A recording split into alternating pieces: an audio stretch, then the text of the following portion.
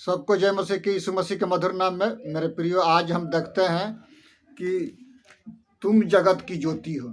जब हम जगत की ज्योति हैं तो हमको उसके अनुसार मेरे प्रियो कार्य करना चाहिए। और हम जगत की ज्योति हैं तो जो नगर पहाड़ पर बसा हुआ है वो छिप नहीं सकता है। यानी कहने का अर्थ है कि जो आपका चरित्र है कभी भी वो छिपता नहीं है। मनुष्य का चरित्र, यीशु मसीह का चरित्र पूरे इतिहास में छिपा नहीं है। वर्ल्ड हिस्ट्री यीशु मसीह के चरित्र के द्वारा बट गई। यीशु मसीह से पहले और यीशु मसीह के बाद, बिफोर क्राइस्ट BC, यीशु मसीह से पहले, यीशु मसीह के बाद। इसमें हम पढ़ते हैं कि तुम जगत की ज्योति हो, और जो नगर पहाड़ पर है वो छिप नहीं सकता है। परमेश्वर मेरे प्रियो हमको और आपको ज्योति में ठहराया है, जगत की ज्योति। पौलुस कहते हैं रोमियो में कि तुम अंधों का अगुआ हो। यानी एक व्यक्ति अंधकार में है और उसको आप खींच करके ज्योति में लाते हैं तो वो तो अंधा है।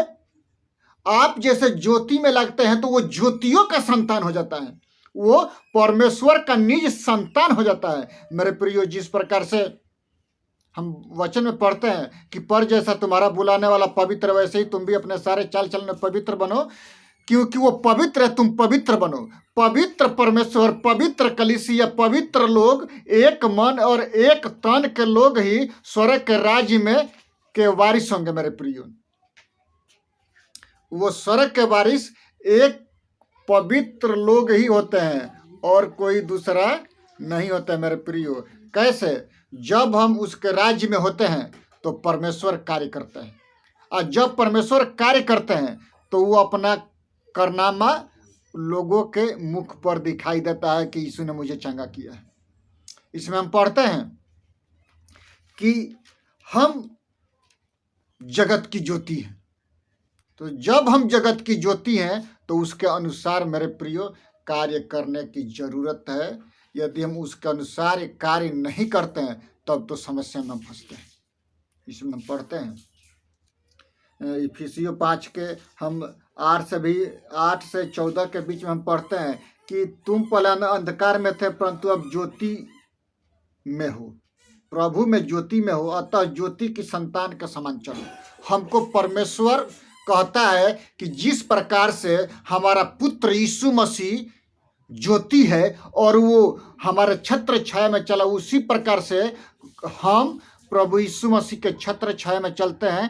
तो हम एक व्यक्ति जो अंधकार में है और उसको हम खींच करके प्रकाश में लाते हैं तो ज्योतियों के पिता के पास हम उसको ला देते हैं। मेरे प्रियो, ऐसा नहीं है,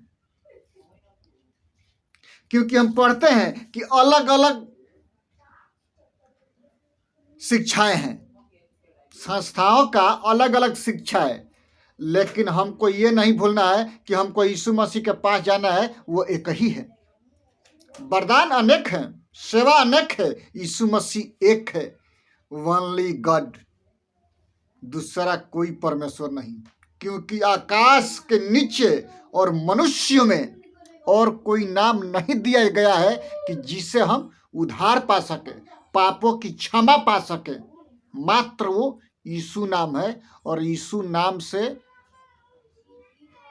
चंगाई और छुटकारा प्राप्त होता है।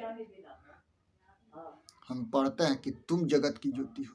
यूहन्ना 8 के बारे में हम पढ़ते हैं कि यीशु मसीह कहता है कि मैं जगत की ज्योति हूँ। जब यीशु मसीह जगत की ज्योति है और हम उसके संतान हैं तो हमको क्या चीज का डर, किस बात की चिंता? क्योंकि वचन कहता है, जकरिया कहता है कि जो कोई परमेश्वर के दास दासी को छूता है वो परमेश्वर की आंखों की पुतली को छूता है। लेकिन एक यीशु मसीह पर विश्वास करने वाले लोग ये भूल जाते हैं कि जो कोई उनको छूता है वो परमेश्वर के आंखों की पुतली को छूता है। ये बात को भूल जाते हैं, घबरा जाते हैं और फंदा में फंस करके वो फिर उसी दुनियावी कार्य में वो लोग चले जाते हैं। सोचिए, जब अंधकार का प्रकोप जब पड़ता है तो एक व्यक्ति घबरा जाता है।